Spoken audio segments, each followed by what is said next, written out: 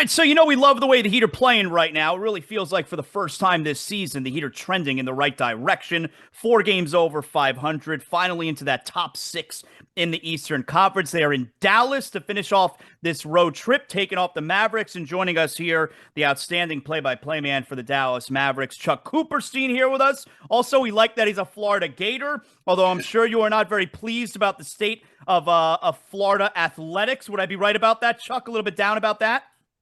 It's a struggle right now. Football is kind of in the Galen Hall period, and the basketball team. It's pre Billy Donovan, pre Lon Kruger, Oh, and sort of like at the end of the Norm Sloan era. yeah. The Mavericks. Look, I look at this Western Conference, Chuck. I love we don't get to see him as much here. I love this Western Conference. The top six in the West: Denver, Memphis, Sacramento, New Orleans, Dallas, Utah. The Western Conference is so much fun this year. Well, yeah, it's fun if you just like the fact that you don't know from night to night what's going to happen. Now, are the quality of the teams what you'd like them to be? Probably not. Maybe except for Denver and Memphis, the way that they've kind of separated themselves from the pack.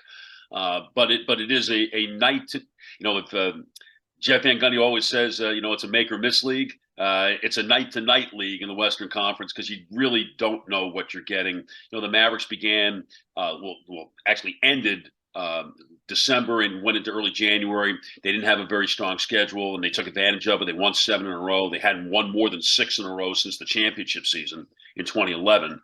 And then the schedule picked up, and they started getting guys hurt, and it went kind of downhill from there. And it's really hit its nadir here on the last game against Atlanta on Wednesday night. You give up 130 points in 3 consecutive games, and the franchise has never done that before. And the defensive rating in their 6 losses in the month of January is 131.6. That's just not sustainable. They know what they have to do. The question is, are they able to do it? Luka's obviously amazing. We've talked about him before. I think I told you a couple years ago. If I had to start a team, it's Luka Doncic. I mean, maybe you take Giannis, but for me, if you got to start a team, I go Luka Doncic. He's still so young. Does he have another level? Like, is he going to continue to get better? I think so. He's made a big jump this year as far as his mid-range game is concerned. His turnover ratio is way down.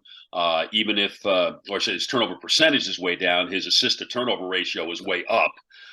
He'll never be Chris Paul in that regard, like 4-1 or anything like that. But before the 7 turnovers against Atlanta, he was at about 2.4-1, and that makes the Maverick offense really, really good. And the Mavericks offense has been really, really good.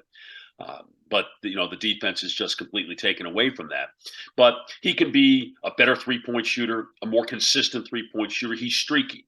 So I think he's really, really good in the mid-range and at the basket. But as a 3-point shooter, right now, his last 6 games, he's shooting 25% from 3 that he's played. His free throw shooting is very streaky. 2 games prior to the Atlanta game, he was 4 for 13 from the foul line, and then he goes 10 of 12 the other night against Atlanta. So it's the consistency in those areas that he can improve on. But as far as his knowledge of the game is concerned, I think he has the cheat code already. He has seen everything that any team can throw at him. He knows how to respond to it. And, hopefully his teammates then are able to play off of him and be able to take advantage of that. And for the most part, again, Jonathan, they have on the offensive end. Offense is not a problem with this team. Defense absolutely is the issue. Is it tough to play with him? And meaning, would it be hard if he has another alpha who's playing next to him? Or is it best case where, look, he's the alpha and he's got a bunch of guys who do their job around him? Well, since we've not had that player, I can't answer that question, can I? But I have to believe that great players want to play with great players, and great players will always adjust to other great players. And so if you're asking, should the Mavericks go get a second-grade player to play alongside Luka, they absolutely should. Let's try that. Let's try that. Let's see how that works. Yeah.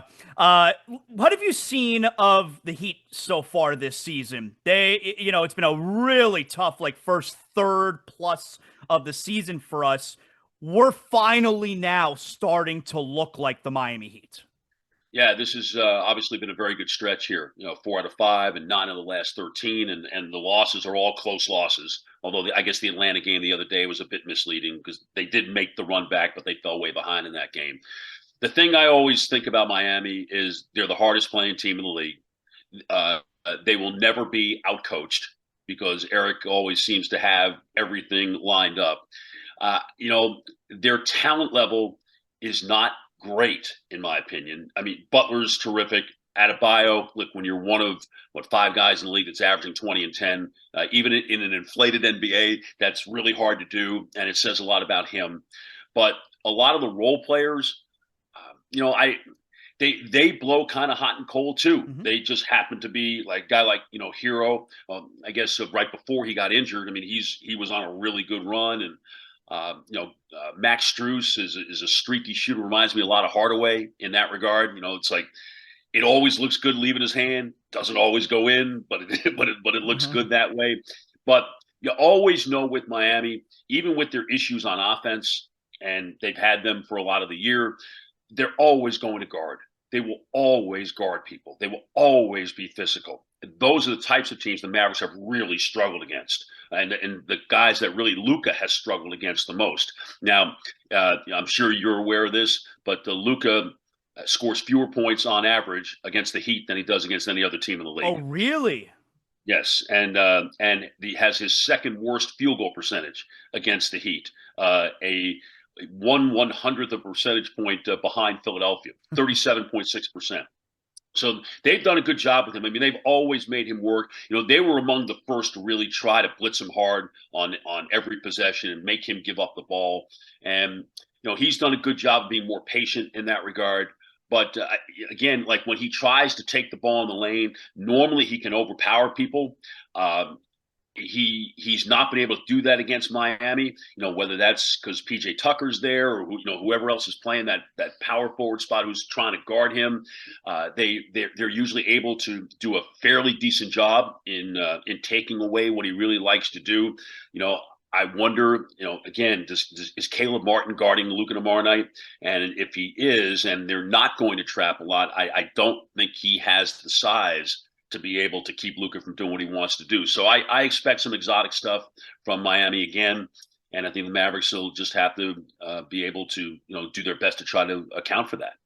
You mentioned how, a player who averages 20 and 10, a guy like Bam and, overinflated stats in the league this year. I mean, every night, Nikola Jokic, not to take anything away from him, but it's a triple-double every single night, and they're 50-point games all over the place every other night. What do you make of the game today? I know, for instance, the last time we spoke, I think it was right before the NBA instituted the take foul rule, and you had actually mentioned how they need to do something about it. Like stuff like that, adding the take foul rule. Do you think that that's been a success so far? It was a weird scenario with the Laker game last night. Well, I didn't see the end of the Laker game last night, but I love the take foul rule, and it absolutely has had the intended effect.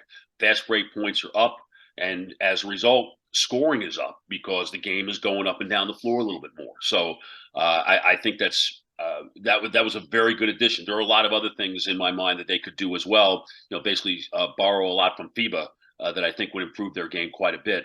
But overall, I think the game's a little too offensive oriented right now. I like to strike a balance. I don't think we need to see what we saw with the Heat and the Knicks in the early 90s when there was prison rules out there. I don't think we need to see that.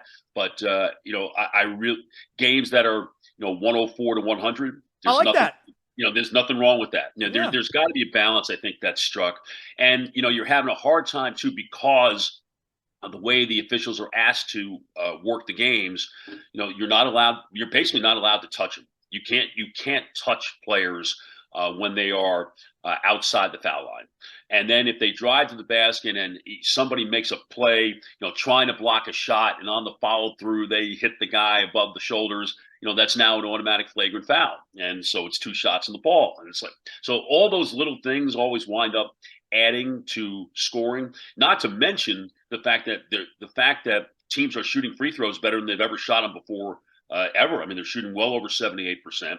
And so you start looking at that and say, wow, I mean, every night. It used to be that you could score, if you scored 110, on a regular basis, you were in Big pretty night. good shape.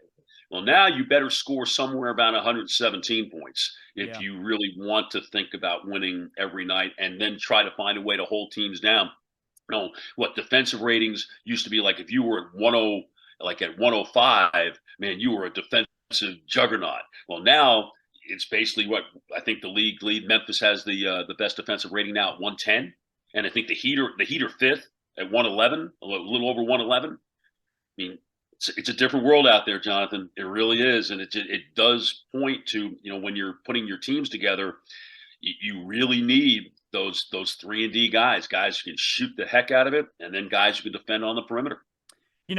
Stan Van Gundy yesterday was on Twitter and made the same point that he made on my show last week, actually. And I thought it was really interesting, where I asked him about the load management, the players sitting out, and he went almost the opposite. And he said it in his tweets yesterday, where the players, they're resting too much, and the rest might be enhancing injuries. Guys aren't practicing as much as they used to. They're not practicing as hard as they used to. There's too much rest, and it doesn't seem to be preventing these knick-knack hamstring, calf strains, those types, groin, these types of injuries. There's something about the rest. They're not playing enough, and it's just a theory, but I think maybe there's something there. What do you make of the players, the resting, and the not playing 82 games?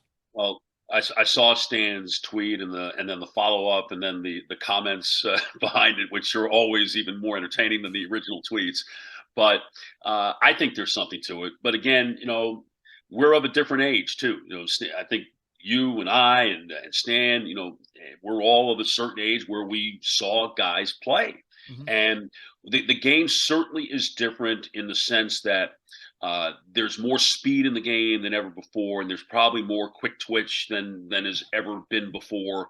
But you can't tell me that Michael Jordan, if he was playing today, would be sitting out 15 games a year. You see, I will say, it's one of the things about Jimmy Butler. I love Jimmy Butler. Everybody should love Jimmy Butler. Jimmy Butler doesn't play enough. He doesn't play nearly enough. And how important he is to the Heat. Well, he's already missed 14 games this year. He's missed, he's not played 60 games in any of the last 3 years. And granted, a couple of years were shortened by the pandemic. But as good as he is, if he's out there, Miami's chances to win increase exponentially because of everything that he does. So I don't get it. Some will say, well, you've got to protect these guys because they've already played so much even before they get to the NBA because of all the AAU stuff. But okay, so then you get to college, and college they're limited in practice time, and they only play twice a week for the most part, right? Or maybe sometimes early in the year you might play 3 times a week. It's a bad look. I understand, players trying to extend their careers, the money that's in play, that you can play into your mid to late 30s now, and the salary cap is only going up, and there's more money than ever before that's available and is going to be available when the new CBA comes into existence. But at the same time, especially for the interconference games, when Dallas comes to Miami.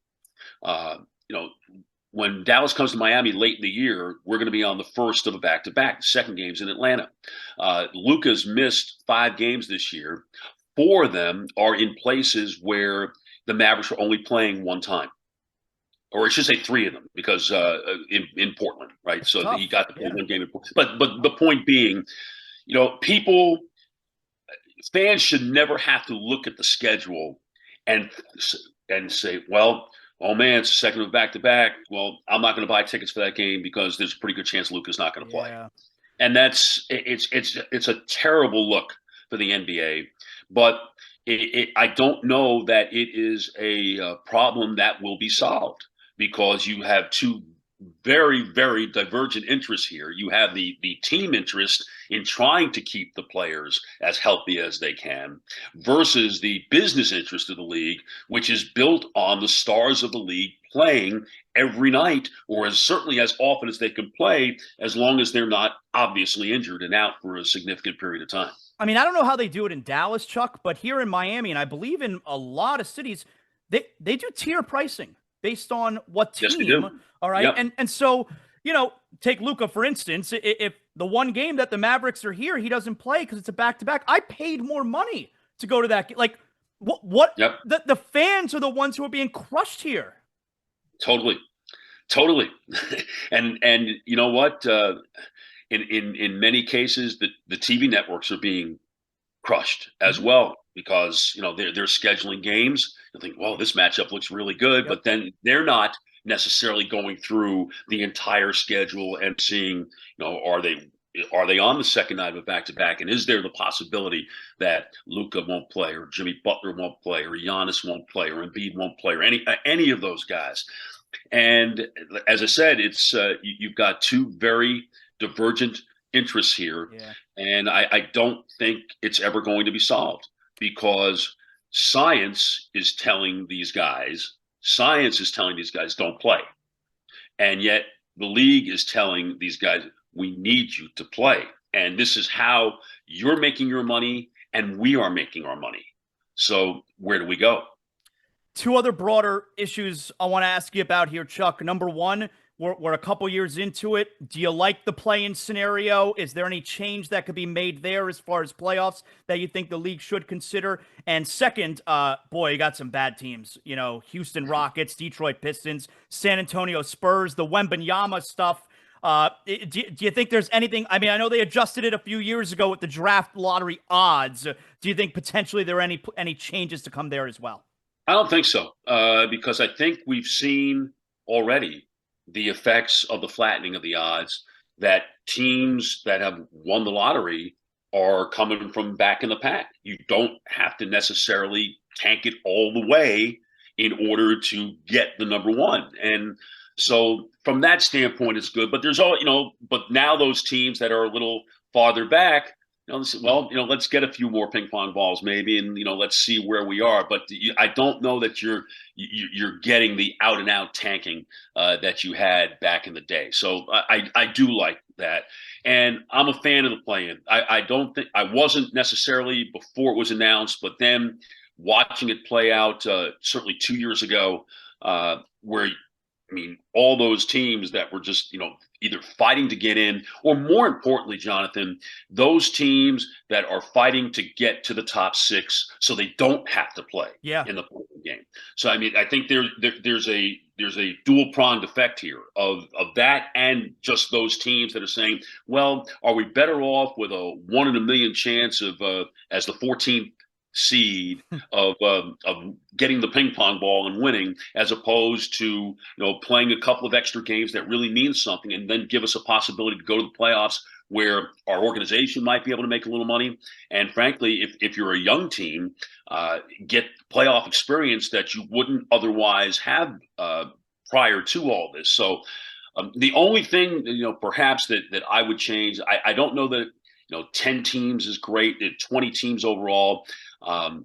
Maybe if it's just 9 and 8 and 8 and 9 play, one game to get in. But again, it's business. You have now 6 games. You have 6 games that ESPN can put on and Turner can put on, as opposed to 2 games the other way. So, again, it's matching the basketball with the business. But overall, I think it's been a smashing success. Yeah, me too. And much more so than I ever thought it would be. And I do love it. Again, not just for those teams that are fighting to get into the play-in, but those teams, and especially what's it going to be like in the West this year? Yeah.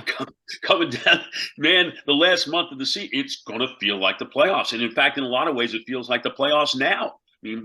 Denver and Memphis have separated themselves from everyone, but everybody else, they're one bad week from being in the play-in, and nobody wants to be there. Yeah, and I look at the standings too. Denver and Memphis, okay, they're the cream of the crop, but if we get to the playoffs and Denver's facing let's say they're facing the Clippers and Kawhi Leonard decides to play. That's not a cakewalk. And, Memphis, what if they played the Warriors in the first round? Besides have a lot of juice because those teams hate each other. That's not a cakewalk. I know the Warriors can't win on the road, but the Western Conference, I think, is going to be a bloodbath. I love it. Yeah, the Clippers, I don't understand what they're doing. I hate it. And how they think it's actually going to. This is the biggest example I think I've ever seen of a team that has taken the attitude of, you know what, doesn't matter where we are, we'll get to April, we'll flip the switch, and we'll be okay. I don't think it works. And I don't think it works that way. I don't think it works that way at all. So, and Denver, my feelings toward Denver are always colored by how the Mavericks play against them. And the Mavericks play great against them. The Mavericks know how to deal with Jokic.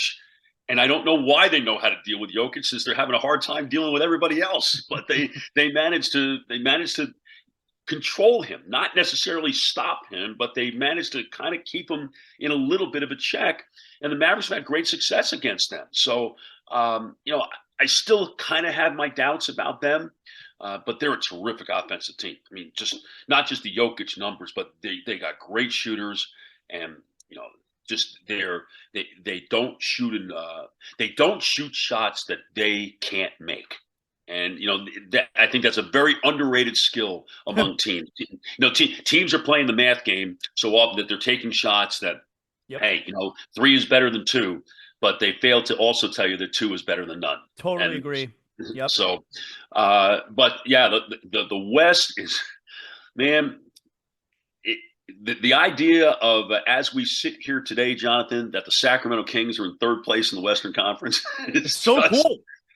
It is very cool. And, I can't wait to see the Mavericks go out there. In February, we've not played them yet, and just see what that whole scene is all about. Great job, Chuck. I appreciate you spending some time here with us. Thanks a lot. Thanks for having me. Take care. So yeah, it'll be out tomorrow, and you'll see there'll be some clips and whatever. I put promo clips out there. Thanks again. Have a great call tomorrow night. I appreciate it. Appreciate you having